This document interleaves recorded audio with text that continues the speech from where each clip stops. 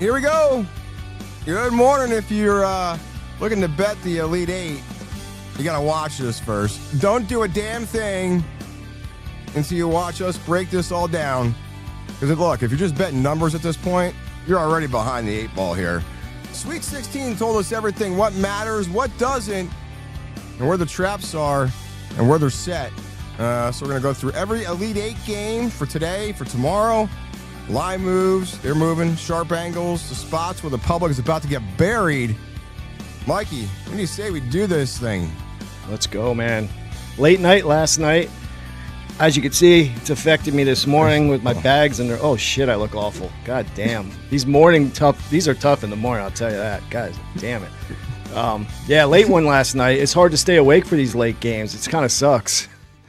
Yeah, they got to do something about this next year with this scheduling.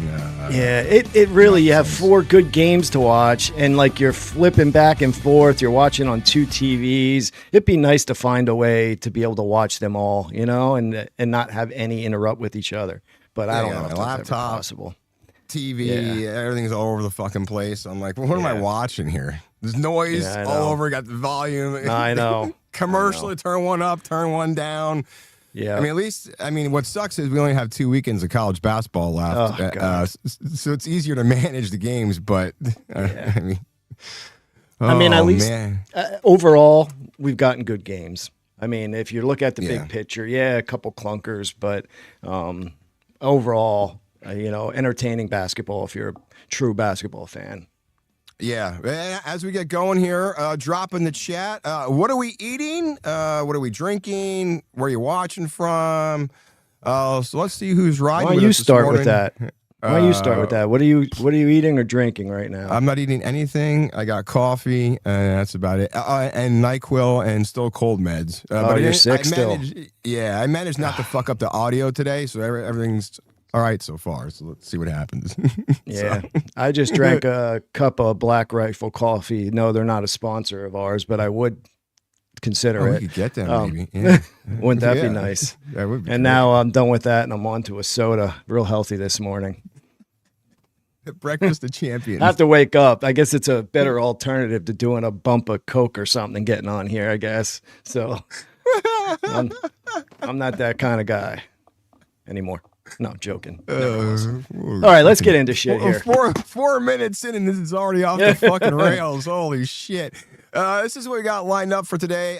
Elite Eight, how we got here, who's here. Tommy Trends returns for some Elite Eight trends. Of course he does. And then we'll go through the board. We'll go through Saturday games, Sunday games. We've got Bark Bets, another pup up for adoption from Freedom First Rescue. We'll get into that. Those are the best plays that we'll have this weekend. Maybe basketball, could be golf, could be NASCAR, could be UFC. MLB's back. I mean, we got a plethora of shit going on. And then the clown of the week. Oh boy. I'm excited for that one. We locked one in, and then we have an honorable mention. So Clown of the Week is about to get spicy. So let's look at how we got here. Mike, as you said, we started on Thursday, a couple clunkers. First 2 games were great, and then the nightcaps were the clunkers. Well, the Houston-Illinois game, not necessarily is bad, I don't think, But yeah, I think those 2 late games, I think you knew who had control of the game almost from start to finish. Yeah. How do you not want Ben McCollum to win the whole fucking thing? Yeah, how about it? The dude fucking, tells the kids they suck. There's fucking ink from the marker all over the place. The face he made that's going viral with the video. How do you not want that guy just to win the whole thing at this point? But you have to be able to separate 2 things, right? Your heart wanting the team to win, and your mind really saying, I gotta look at this objectively, and do I think that this team can do it? Do I think that this team could cover the spread? So you got to be able to separate the 2. Sometimes it's hard to do, especially if that team's been winning money for you too. Yeah, if anybody out there watching has an old future on Iowa to win the whole thing and holding that ticket in pocket, I would love to know what that number is. I would think only a true Iowa fan at this point would have something that they would have got maybe halfway through or when the season started or something. Just take a flyer. If someone does have that right now, they probably have some cash out options right now to cash out with some decent money. Yeah, I was just gonna say I would hit that cash out button. Maybe, depending on what it is, depending on what you wager. Maybe let it ride. If you're a degenerate, you let it ride, right? yeah. That's the fun in cashing out. Yeah. Don't listen to us. Don't listen to us. Somebody sitting there with a cash out. I mean, depending on what they wagered, it's like $1,500, and they wagered like $5 or something like that. I should probably cash out, right? But don't listen to us. But this is kind of what we expect. I mean, we said that game was going to be a close game, right? We're like, that's going to be a game to watch. The Purdue game, we also said it'd be a game to watch. And fucking Purdue, if this fucking I can't stand watching this team play. I know. I'm not going to say they suck because they obviously don't because they're in the fucking Elite Eight. But I can't stand watching this team play. I'm not a Purdue fan, never have been a Purdue fan. Texas, I don't know what the fuck Sean Miller is doing. Your biggest defender is on the bench with 4 fouls with 11 seconds left. What are you doing? What are you saving him for? Does TKR get the tip in? Did he push off? I don't know. I just can't stand this fucking Purdue team anymore. But yeah. Just real quick, I don't think you could call that a foul. I mean, that's every play under the basket. It's highlighted because it's the winning basket of the game. And I think it was a mistake by Sean Miller. I don't think it is what everybody thinks it is. I don't think he was saving him because of the foul trouble. My thought was he didn't have him out on the floor because he wanted someone quicker to close out on the perimeter on a shot, not thinking that the final basket would become under the basket where you need your biggest moose in there. So I feel bad for him. He's a great coach, So there's plenty of other things that happened during that game that you could pinpoint at and say this is where it went wrong. So tough loss for them. They played really well, and they did. I think, above their potential. Oh yeah, for sure. I mean, we talked about them not really having a leader, right? But then they come out and they were. I mean, they started off really great, and the whole game they kept it close. And then of course, we start off with Purdue not even covering, right? So we had Purdue on the card. They didn't cover. I think I texted you at some point during that game and said, since Purdue isn't covering this game, they better fucking lose, right? I hate. Yeah, you did. I'm not a Purdue fan either. I mean, but sometimes I feel like I have to bet on them. If it looks to me like it's a situation where you should be on that side, then you take it. But there's nothing worse when you don't like the team and you bet them and then they don't cover for you.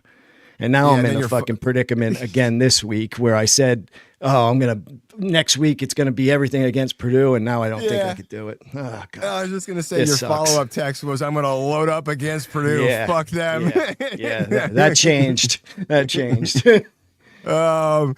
But yeah, Texas, great season. Unfortunate. I mean, again, a great game. So the two great games, and then the late game. We said the Arizona-Arkansas game could go that way, right? I mean, look, Arizona from top to bottom, 1 through 5, they are loaded, and Arkansas. We said Acuff had to come out and pretty much have a perfect game.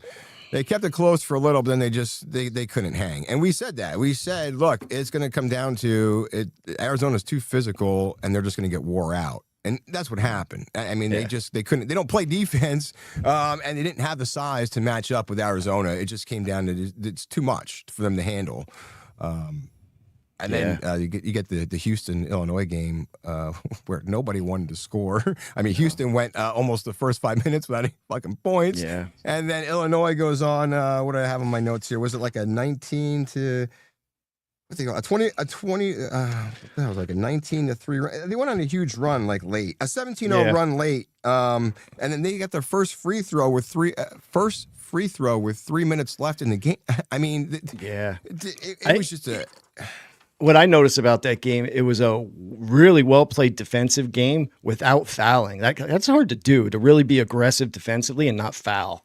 And I like that the refs are letting these teams play a little bit and not blowing the whistle and having too much of an outcome on what's going to happen in the game. I could appreciate that as a fan. Yeah, this is what you want this time of year, right? Yeah. And we were talking about this, texting back and forth last weekend about these fucking replays and the stoppage of play and constantly stopping. And it's like the NBA. It's like you're watching the NBA. Let's make the call. And it's like, just sometimes they're standing there too long, watch it. It's like, dude, you got to make a decision. I can't stand and then just because he throws his head back, we got to go to the monitor and check every goddamn foul. Oh, it's so annoying. Something's got to change with that. I think what they should do is pay a couple people to work, on this time of the year with the bigger games, sit in the studio somewhere in New York or somewhere, and they could quickly expedite those calls and say, don't even bother going to the monitor. We already looked at it. Right. Have an earpiece and just say, look, you're good. It's fine. Keep going. Yeah. Like, maybe a quick stoppage, but then that's it. That's continue. Because these teams, it benefits the teams that have no timeouts or who maybe have one timeout left, and now you get a free one because they're taking 5 minutes to decide. If I'm the coach, I'm telling my player to drive to the basket and throw my head back and say to the ref, I think I got elbowed. And then they feel obligated to go look at it. Right. Right. Nobody wants to make a decision anymore. Like, just make a decision, stand with it. You're not going to be perfect, but if you let them play like they have been, which is what we got, right? These in the Sweet 16, we got these refs that are letting these teams play and not calling everything, which is what we want. And hopefully that continues down the stretch as we move through the Elite Eight and the Final Four and then the championship game, because it sucks when the refs have a hand in it. Like, you want it to be, if you're going to call it both ways, right? True. And then we go yesterday's games. I wouldn't say any of them were a letdown. If anything, we kind of said Michigan could pull away from Alabama. You had the late announcement of the judge letting Holloway travel. He's on a private jet heading to the fucking game because they have no moral compass whatsoever. So they're just like, fuck it. Roll Tide. Yeah, you got fucking rolled. As you always say, Michigan playing with their food, fucking around, right? It's in my notes. It's in my notes when we go over this game. But you got pretty much what now. Tennessee, again, Iowa State didn't have Jefferson, so that's huge. You started off with Duke, St. John's. Duke, they are a complete team. But they look sloppy. They have not looked right since the ACC tournament. They were sloppy inbounding the ball. Now, granted, St. John's pressuring them, right? Sloppy. You had the late announcement. Foster's going to play. He did help a lot. Sure did at the end. But to me, the biggest factor there was Shire going to zone like he did in Siena. And he adapted and he changed and he wasn't set in his ways and he made that change there. What are your thoughts on that game that we started with last night? Yeah, I think you said it perfectly. Duke looked sloppy, but it wasn't just Duke being sloppy. It's because of that pressure that you see when you play St. John's. And I think a lot of people saw that Duke is vulnerable and people are thinking, you know what, that even odds makers are seeing that. I don't think you see that again. Because I don't think they see that type of pressure again this year that they saw from St. John's. I think Duke will handle the pressure just fine. In fact, I think that's going to work for anybody who's in favor of betting Duke, because I think, they looked a little vulnerable, and I think, maybe, bet low, it's a little low. I mean, when a team's not looking that good, that's the best time to bet them because the odds favor that. That's kind of what I'm looking at right now, to be honest. I really wanted St. John's to win that game. They just, I said it. One of the things that would have to happen is St. John's would have to make shots. They'd have to make threes. And man, early in that game, they got help from their bench. What's that? The big Prey. That's right. The kid from Portugal. Portugal. Right? Yeah. Oh man. I watched him play a couple times this year, and he hit a couple threes, like against Nova. And then there was games where he got like a couple minutes and didn't do shit. But wow, what a big game! And they were hitting shots, just didn't hit enough down the stretch. No, it's unfortunate. And even they were up by 1 at the half. started out the second half, pulled away a little bit, but then, like I said, Shire adapted and turned the tables. Still was a close game. It could have went either way. It's just Duke found a way. I think Foster moving forward is going to help them. And now 100%. Good point. Got that first game out, right? The nerves, the jitters. Kid's only 20 days removed from surgery. Yep. He's given it all he has. It's all he's got, right? It's it. His last ride. So now he's got the jitters out the way. He's got a week. Well, not a week. He's got we'll have a 48-hour turnaround time. And then if they advance, then he'll have a little bit more time to prep. But just him getting back in that game rhythm. He looked shaky when he first came in, and then down the stretch, he carried them. I think he had 11 points down the stretch. The ball was in his hand. That leadership, to have that senior leadership and that, veteran on the court like that, man, that helps at this time of year. Yeah, just seeing him on the court in the huddle and just with the guys, just taking that leadership. And not that Boozer didn't do a great job filling in while he was hurt. He did, but you need that leadership presence there from Foster. So Duke, we'll see what happens. We'll get to the breakdown of that, and then we talked a little bit into the Michigan game. Was the next game there? Michigan covering late against Bama. Michigan is too much. Bama just fell apart at the end. Yeah. I mean, they had a nice lead, they couldn't hold it, and Michigan just wore them down, which is what we think. I mean, again, these teams are loaded. That was the handicap, exactly how it happened. Yep. Yeah. And then you roll into the UConn-Michigan State game. I mean, it looked like it was going to be a blowout, and then things got interesting, and Danny Hurley almost lost his fucking mind in the second half when Michigan State came back. What are your thoughts on that game, on how that finished up? This is the one that hurt me the most because, if anybody didn't trail us yesterday, shame on you, because we went 3 out of 4. And this was the game I went back and forth on a couple times, and I almost just sat it out, and the degenerate gambler in me said, no, you got to put something down on the game. So I ended up going with Michigan State. I really flip-flopped a couple times on this game. I was really picking the game apart, trying to find an angle. I just thought Michigan State has been more cohesive lately, and I thought they'd be able to pull it out at the end. I mean, it was a good game. It was entertaining to watch. Yeah, I just wish we had that one. I wish I could take that one back and have a 4-0 sweep. But, yeah, well, we'll take 3 out of 4, and we're on to bigger and better things.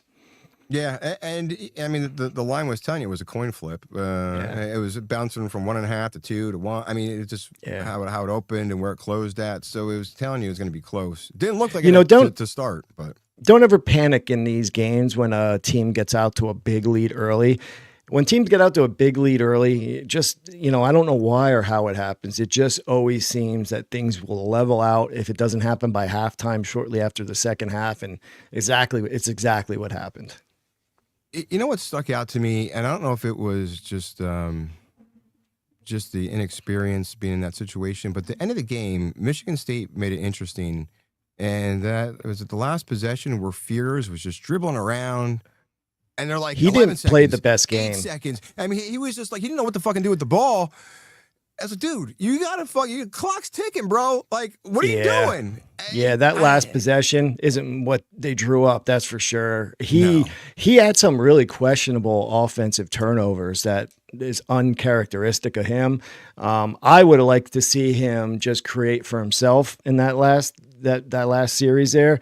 It really looks like he was looking for a handoff to get the ball back or get someone coming off a screen, but it just looked so indecisive. It didn't look good.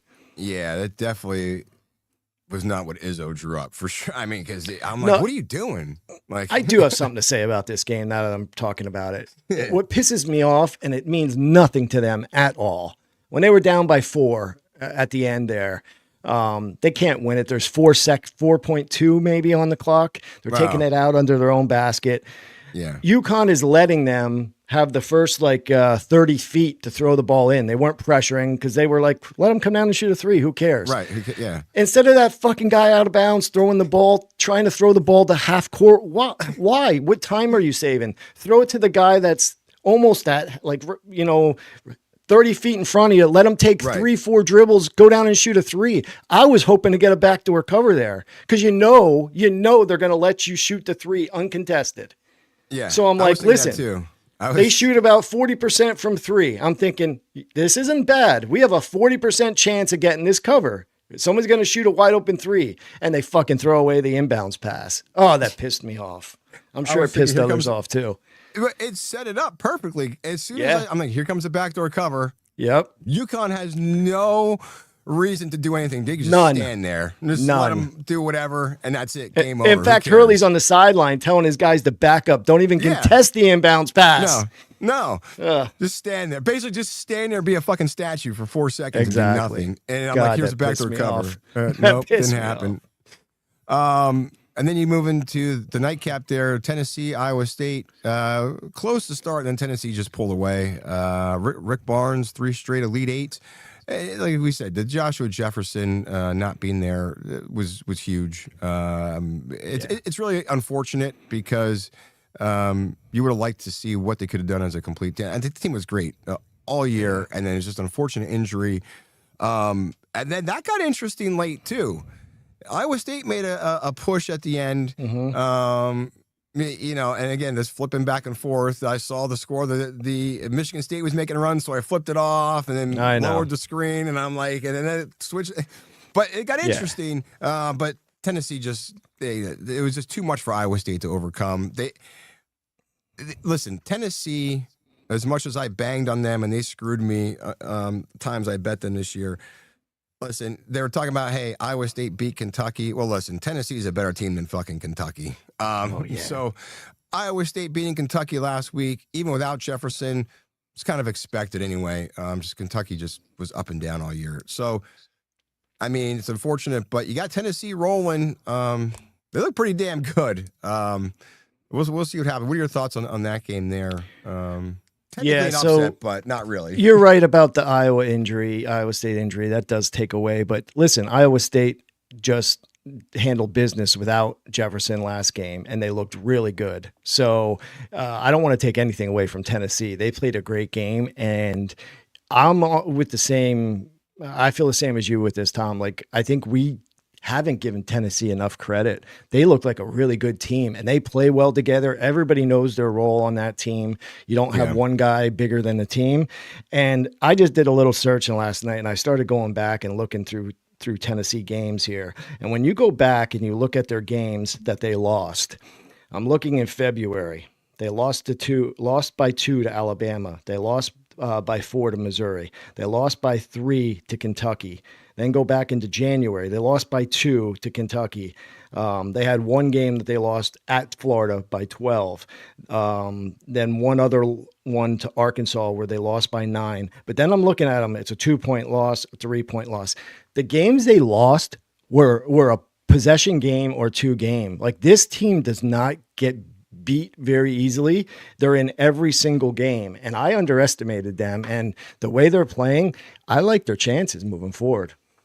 Yeah. Again, the biggest question mark is the Rick Barnes factor, right? Does he lay a dud, or because that team is playing very well. They've gelled at the right time, and when you just broke down some of those games where they lost here and there, even in Florida, they only lost by 12, you said. So I mean, they kept it close. And Rick Barnes is putting them into position. It's up to the players now. I don't think Rick Barnes can make any real bad decisions that's going to cost them the game. At this point, it's on these players. Yeah, it's a good point. So we will get some good matchups here. So this is what we got. These are the Elite Eight teams that are left. UConn, Duke in the East, Purdue, Arizona in the West, Iowa, Illinois in the South, and the Midwest, Tennessee, Michigan. Second last weekend of college basketball. Games today, tomorrow. So we're just going to jump right into the games today. If you're just joining, we're breaking down the Elite Eight games today, tomorrow. We'll get the card posted by the noon, 1 o'clock hour today, and then same thing tomorrow. So this is what the Elite Eight is looking like. So today, You're looking at this is a weird ass time for these games here. So you got a 6:09 tip off, TBS, True TV, HBO Max, 6:09, Iowa, Illinois. I don't know. Like I said, it's hard to not want Ben McCollum and this Iowa team to move on. But if you look across the board, I mean, Illinois better from their 2-point efficiency, better defense. They've defended 2 and the 3 very well. Strong rebounding edge will go to Illinois in my mind. I've undervalued them all year. But then you look at Iowa. We talk about it all year. You talk about it. The 3-point shooting variance, or just shooting variance in general with Iowa, and creating turnovers. How do you like this matchup here, Mike, in this first game here? Do you have the updated? Do you have the line? Yeah. What is sorry. right Yeah. now? So Illinois is laying 6.5, total 137.5 for that game. Yeah. Yes, I already had this game in. Obviously we didn't post it yet, but I already bet this game. I had I got it opened at what, 7.5. It opened at 7.5. Yeah. I didn't get the hook. I got it at 7. So kind of tell you right off the bat where I'm going with this. So you look, Illinois handled Houston. Iowa overtook Nebraska at the end of the game there. Those are the 2 games they're coming off of. Iowa is playing very cohesively. That team, they look like they're a bunch of brothers that lived with each other and played in the backyard with each other their whole lives. That's how well they play together. One thing, you look at that team, they do not look athletic, but they are deceptively athletic and they're deceptively scrappy on the defensive end. Nobody comes in to play Iowa and say, oh, they're a defensive juggernaut. We're worried about the defense, but they are scrappy and they get stops and they get steals when they need to. One thing I want to say that I think Iowa has going for them, Sturtz hasn't played great. In fact, he's been mediocre at best. Mm-hmm. There's going to be a game in the next couple weeks, if they survive, where he's going to just go off and he's going to shoot the 3 like you haven't seen, and he's going to score the ball at will. It's going to happen. That's the good thing you have in your pocket if you're an Iowa bettor here. Illinois, yeah, they shoot the 3 well. They're big, they're long, they could score in the paint. They usually dominate on the glass. What I didn't care about is Illinois gave up 32 threes in their last game. They allowed the team to shoot 32 3-point shots. I'm telling you now, if you allow Iowa to shoot 32 3-point shots, you're going to lose the game. Yeah. Yeah. If they're not going to contest and make Iowa get to the hoop and they give up 32 threes, I think that this game can be won by Iowa. In fact, I don't even know if Illinois is really concerned that they gave up 32 threes. I think they just, I don't know if they're thinking we're dominant, or I don't think that's their mindset, but I don't think that this is too much of a concern for them. And I think they just think they could out physical people, and beat them up on the glass. And maybe they aren't too concerned about that. And I hope that's the case, because if that is, I think Iowa gets those shots up, and if they shoot 35%, I think Iowa's in this game right at the end. I'm taking the points and playing with the team that looks like they're destined to make the Final Four. Yeah, give me the points. Give me the 7 points, or now 6.5 points with Iowa all day long. Well, yeah. I mean, when the line opened at 7.5, it's almost setting up for a trap, right? It's almost telling you. It's almost like too obvious, right? Because it's like, it's like, oh, we're just gonna throw the points toward Illinois. All right, there's better over. But when you look, though, you said Iowa. They've been in these close games. They're tested. They like to force turnovers and create chaos, right? Mm-hmm. And it's like you just said, they hang around with the shooting. So it's almost like one of those trap games where the public's going to be like, yeah, Illinois, yeah, give me, right? And then where you see, though, Iowa can hang. Listen, they're never out of a game there because of their shooting. No. And you're right, Tom. I think the casual fan watched Illinois play their last couple games and like, holy crap, these guys are big. They could shoot. They look really good. They're dominant. That's why I think you're seeing a line coming out at 7.5. Right. And then it got bet down and people are like, well, shit. Right. Like you. And you're like, oh shit, give me that all day long. And they saw that movement and then they moved it down. If this gets messy late, that 6.5 is 7. What a 7. That's live, dude. This is messy, and Iowa creates turnovers and forces that chaos. I like the dog. Yeah, I like that too. Even though, like I said, I undervalued Illinois and got burnt all year betting against them. There's something about this Iowa team. I don't know if they're going to win the whole thing, but we'll see. So that's a great one to start tonight, and then we move into Arizona, Purdue. Fuck Purdue. Just throw all your money on fucking Arizona. Don't listen. I fucking can't stand fucking Purdue. If I have to watch this fucking team play in the Final Four, I'm going to lose my fucking mind. So you got Arizona, Purdue. That's the 8:49 tip. TBS, True TV, HBO Max. Current line, Arizona laying 6.5. Total 153.5. I mean, look, Arizona, better defensive team. They control the paint. They force you into making tough shots. Fucking Purdue. I mean, they're 39, 40% from threes. If those fall, it's a completely different game. If they don't, Arizona's just going to fucking run away with it. What do you see here with this game here? I know you said, just like me, you're like, I'm loading up against Purdue. And then reality set in. What do you? I can't do it. I can't load up against them. In fact, as much as I hate to see it, I think Arizona wins a game.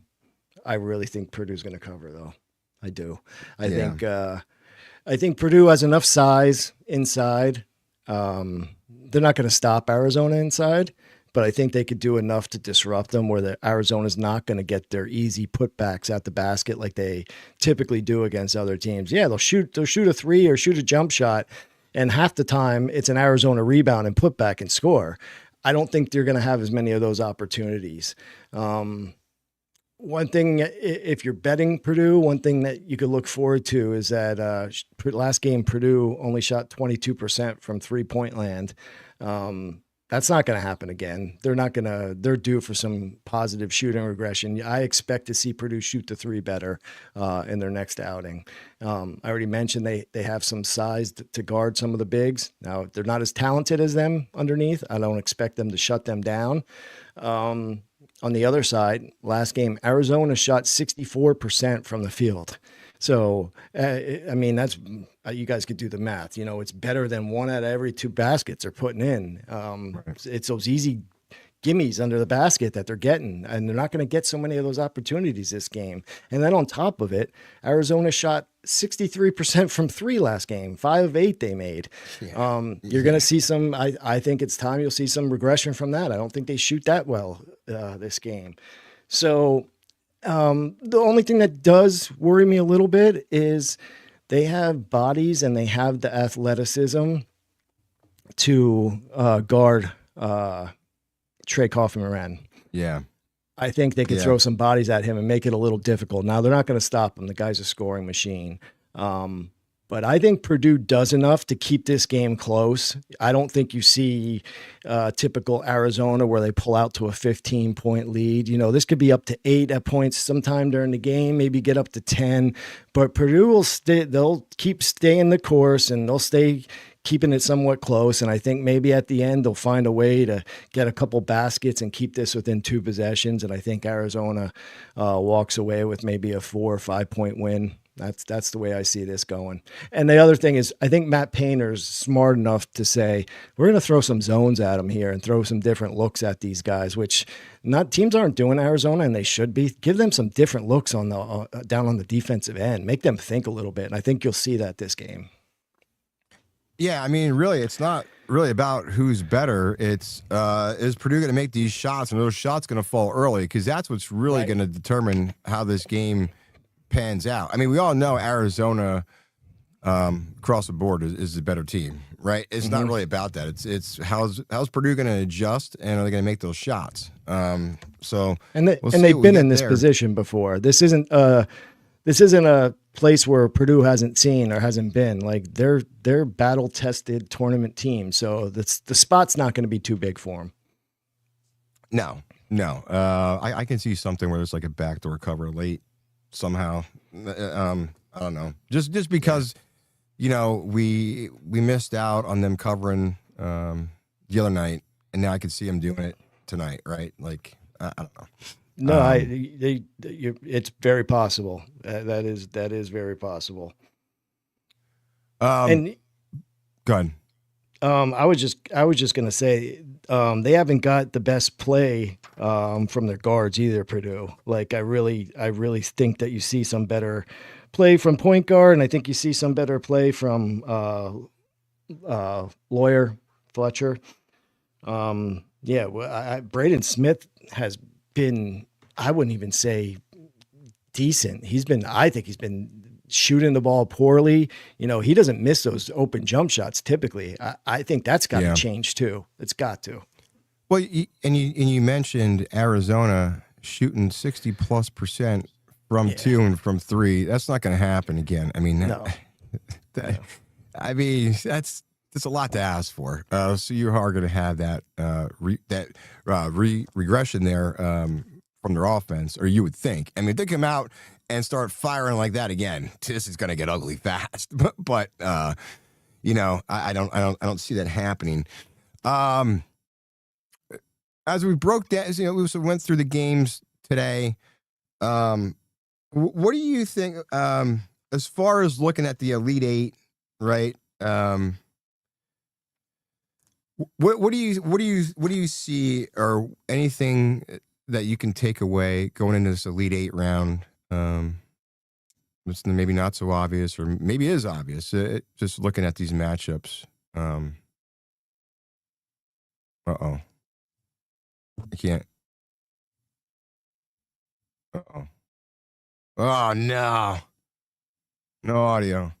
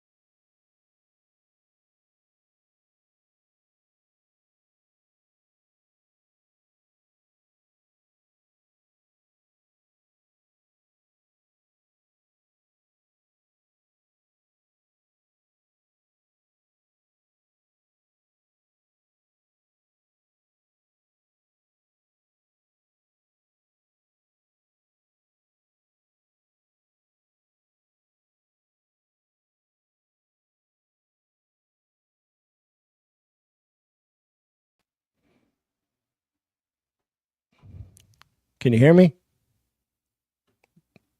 Damn.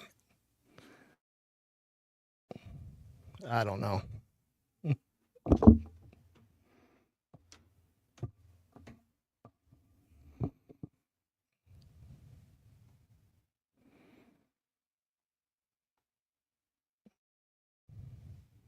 Testing.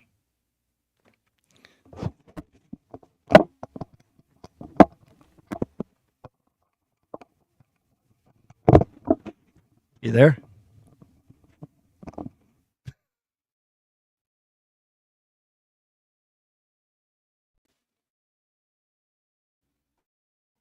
Testing 1, 2, 3.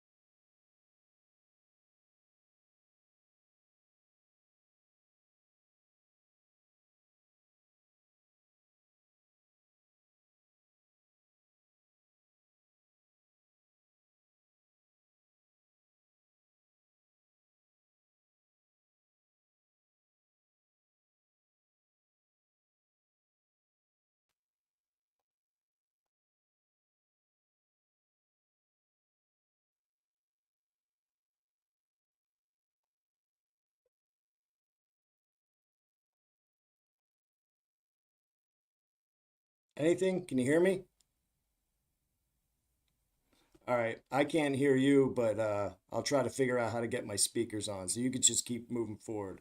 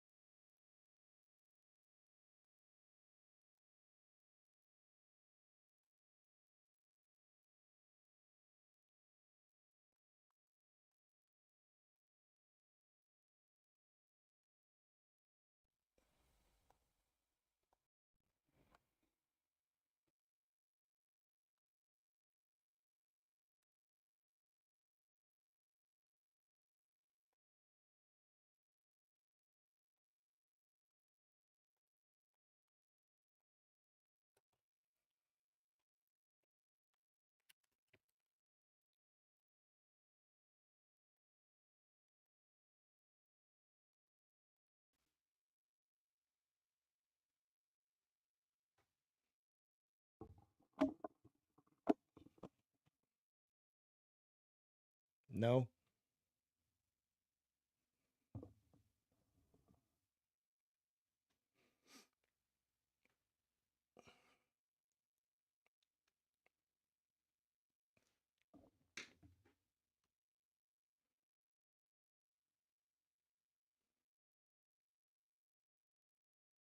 Well, I just got a text message from Tom saying we're talking about the Michigan game. So let me get my notes here and move forward to the Michigan game. I lost audio. So, I mean, I can't hear anything that's going on, but apparently you guys could hear me. So I'm just going to give you my thoughts on the Michigan game, and I'll just give you some quick thoughts on the Duke UConn game. You all right with that, Tom? All right. So the Michigan game, I thought we talked about no, I did talk about Tennessee a little bit, how I was really impressed with the way they played. Um, I think you're going to get the same effort. I feel like I'm taking all dogs here, but I like Tennessee, and we've talked about how Michigan plays with their food. The whole first half of the game, this sets up. I'm going to take I'm going to take Tennessee plus the points for the game, but my bigger play is taking Tennessee on the first half line +4. I think this game is close throughout the first half. I think Michigan doesn't kick in their afterburners until they feel like they're in some trouble and they really need to get playing. So I think the smart bet is to take Tennessee plus the 4 in the first half. I feel like we're on here every podcast talking about how Michigan doesn't ever pull away early in the game and they feel the need to keep these games close early. So we're going to take advantage of that. And we're going to take Tennessee plus the 4 in the first half. And I'm also going to be on Tennessee for the game. And then, Tom, I'm just going to just quick go into the Duke UConn game then. This one, I'm not really sure. I'm not going to tell you who I'm taking here yet because the honest thing is I don't know. I'm going to crunch some numbers here in a little bit and figure out who I like. I just my heart wants to take the dog and take UConn. I just don't think you're getting enough scoring from UConn, and I think there's only so much that the UConn bigs are going to be able to do to keep them in this game because Duke has the size to be disruptive underneath the basket. I will tell you that I thought that that Mullins did shoot the ball better, and Ball also shot the ball better, but there's still not two guards that I'm seriously threatened by, and I don't think Duke will either. I'm really leaning on taking the favorite here, and I think Duke may get this cover. It's not an official play yet of mine, though. The floor's yours, Tom. Mikey, are you able to hear me? Guess not. So the Duke UConn game, we're looking here. That is the 5:05 tip on CBS Paramount Plus from DC, Sunday afternoon. That's the later game. So you won't have to worry about staying up late, going into work Monday morning or calling off Monday, because the game should finish right around the 7 to 7:30 time frame, give or take. So that line, Duke laying 5.5, total 134.5. Duke typically has trended toward the under this year in their games, but lately been going over. Went over yesterday on that. Again, Duke, they're the number one overall team in the tournament this year. Been one of the best teams all year. Everything runs through Boozer. However, there's the Hurley tournament record. Hurley's money in the tournament. It's hard to bet against him, and his teams do come to play come tournament time. UConn defends well in the paint. They like to slow the game down.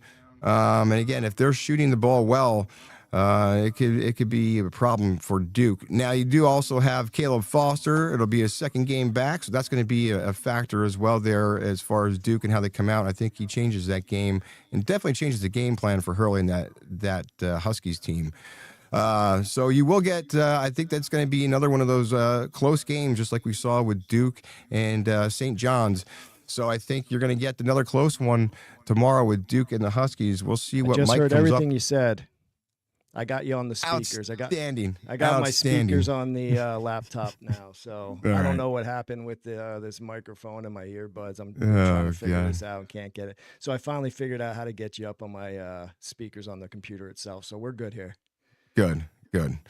All right. I love this podcast. Any other thoughts? I know what you producer that knows how to handle the audio visual end of things. It's always something, right? I mean, who knows? I'll have to stop by your place and take a look. Maybe the setting, fucking computers do updates and then it trips a setting and then shit just happens. Or if I don't know what browser you're using, but if you have a browser update and it fucking, you don't do the update, then the whole thing takes a shit. It's stupid. Any other thoughts on the Duke UConn game? Since you kind of heard what I said, and then obviously we heard all your takes. So yeah, no, I think you covered it well. I agree with the Foster angle. Now, I think that adds a little bit to Duke. I think that it adds another dimension. I think I'm probably going to be on Duke on this game.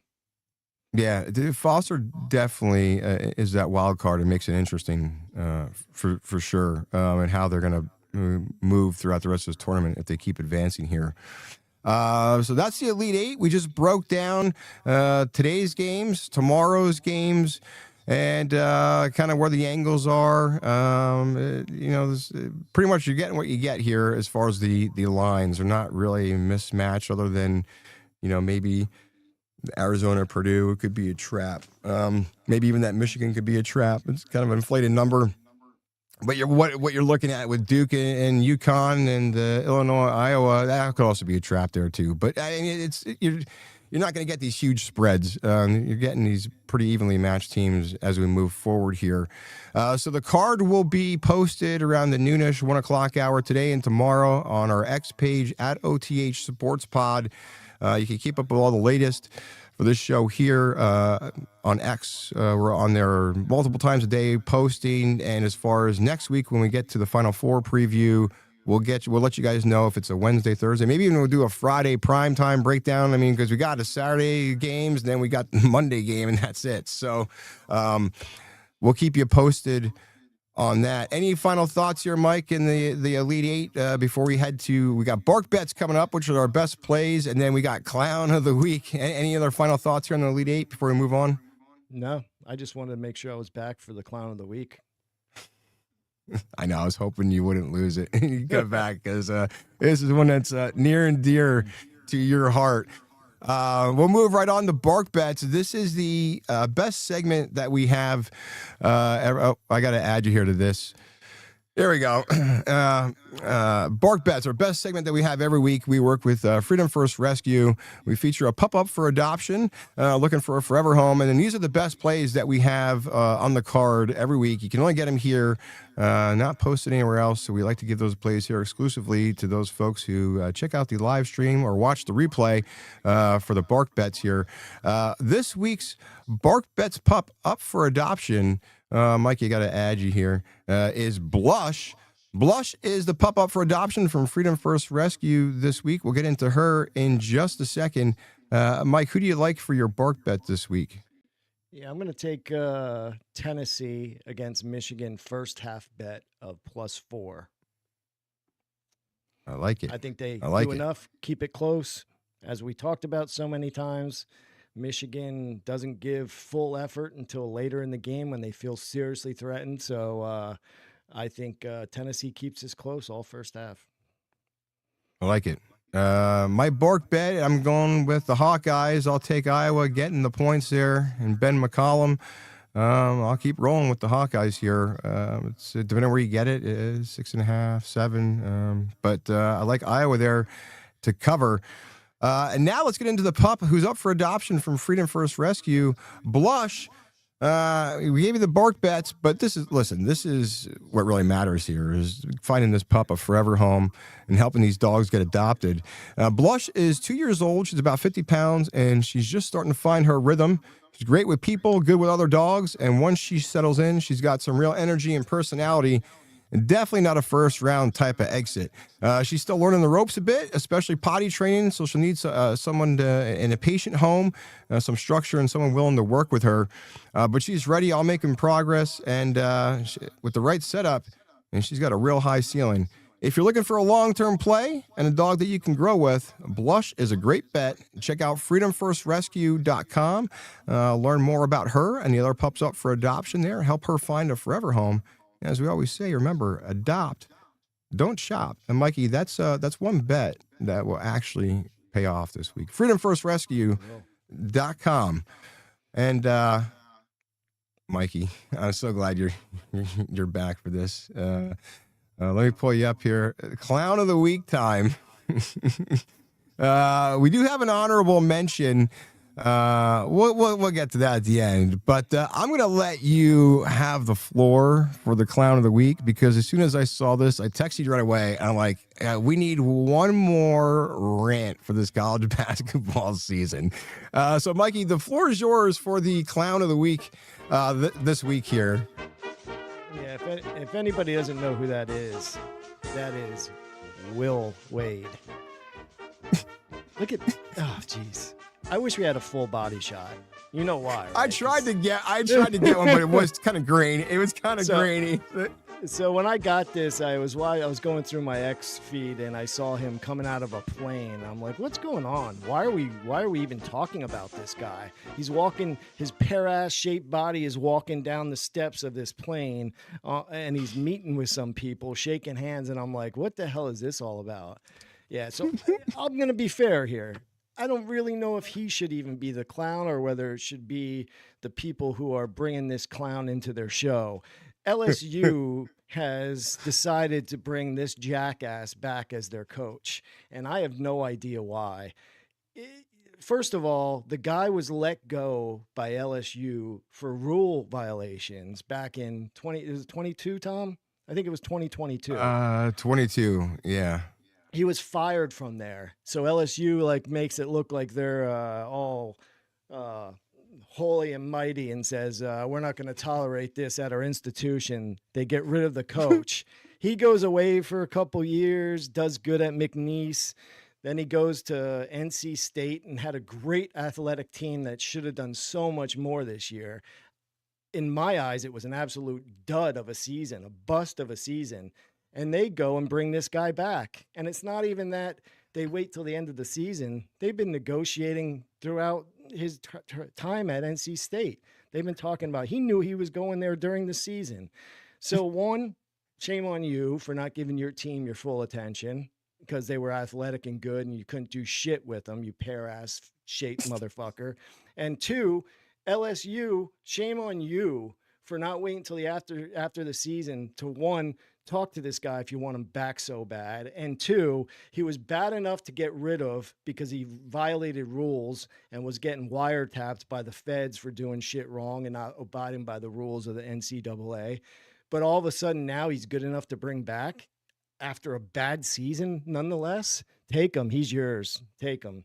Obviously LSU doesn't really care who they have. They have Lane Kiffin in the football program, and we all know that guy can be a jackass and an ass clown too. So these two are perfect for each other. LSU, this clown's all yours.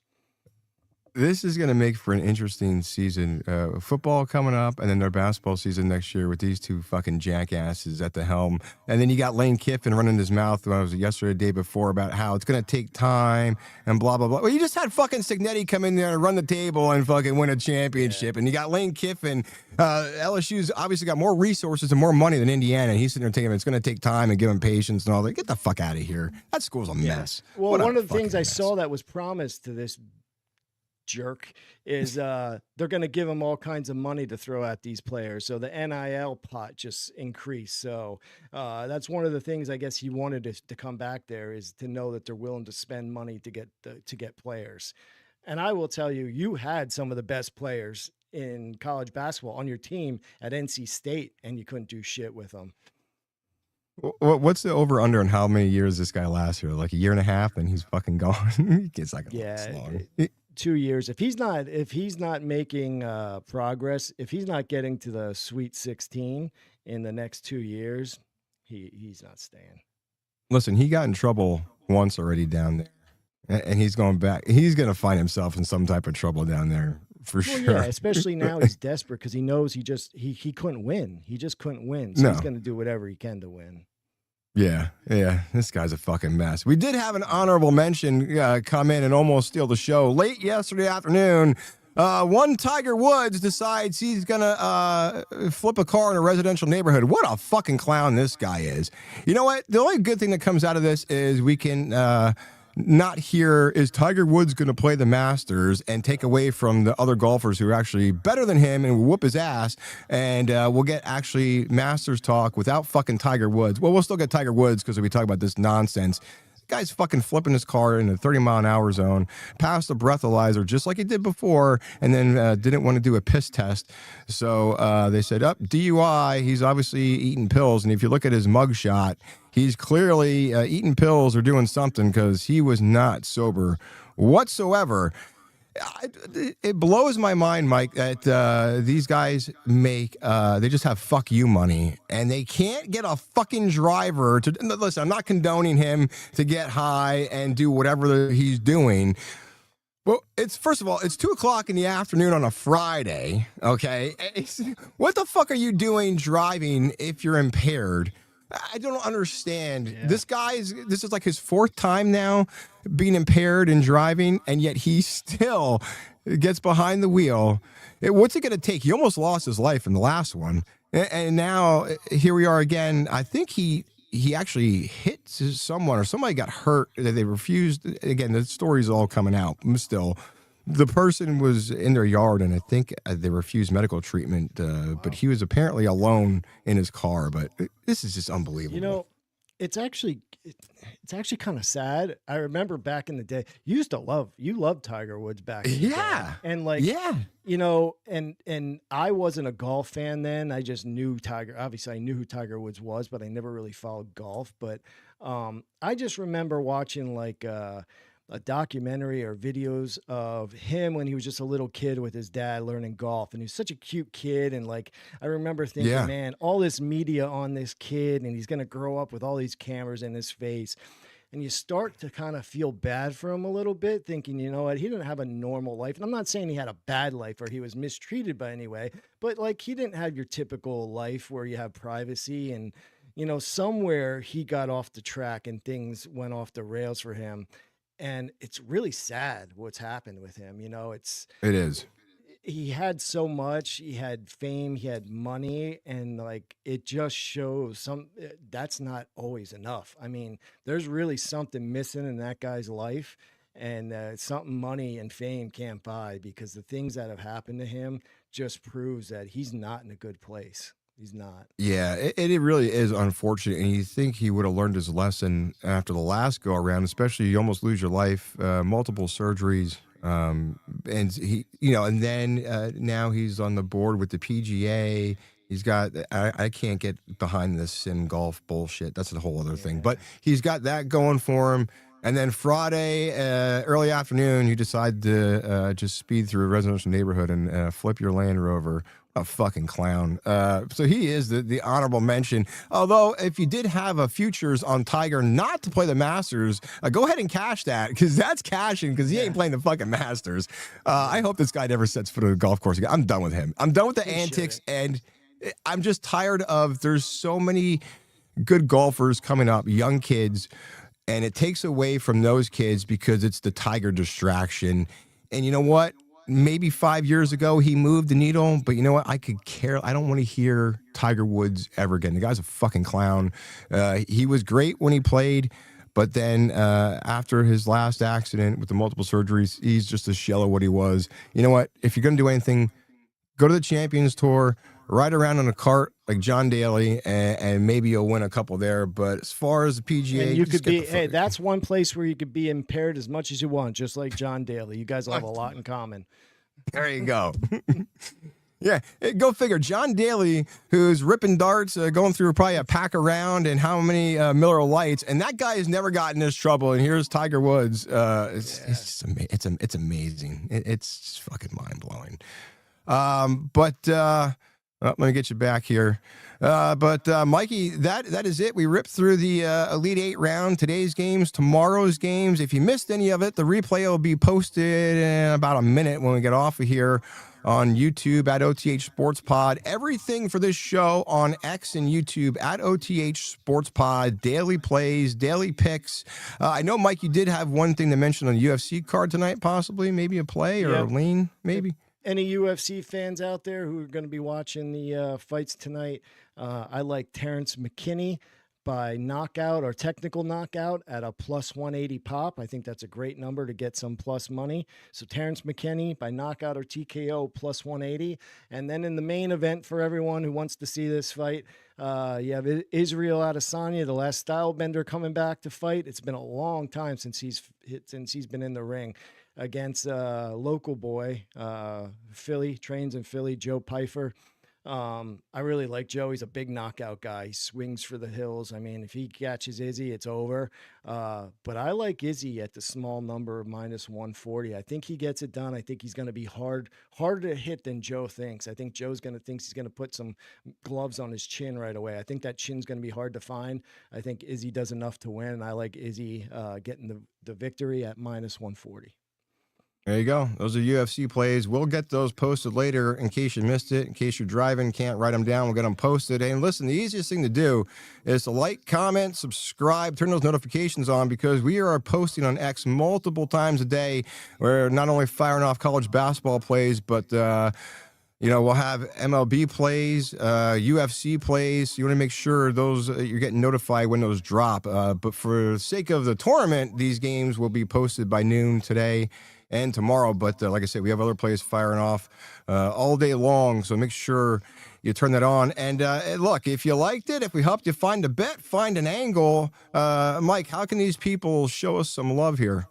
Yeah, and if you haven't followed us and you haven't been following our plays throughout the tournament, you're missing out. We'll get our record posted for the next live stream to show you where we're at. But we've been winning throughout this tournament, and if you followed us, you made money. And so if didn't, it's not too late. We have some games coming up, so get on board, like and subscribe, unsubscribe, subscribe again, tell a friend, tell an enemy. We'll be here. We'll always be here. We'll always be giving out winners, or at least trying to. So we hope to catch a couple more fans and followers, and we'll see you at the window. Oh, yeah, and we'll be sure to let you guys know for the Final Four preview. It'll probably be later in the week. It won't, probably Thursday, Friday, because we'll got some time to break those down and give you a good breakdown leading into the final 4 games on Saturday. Hell, maybe we'll even do a Saturday morning, an early one, and just give you a whole rundown. But maybe you're thinking Friday. And we'll get our technical difficulties figured out here on my end, too. I don't know what the fuck happened here. Yeah, and then something else will happen next week. It's fucking like power outage or some shit. Who the fuck knows? But that is it. At OTH Sports Pod, players will be posted. Mikey's going back to the lab. And good luck, guys, and I'll see you at the window. Enjoy the games.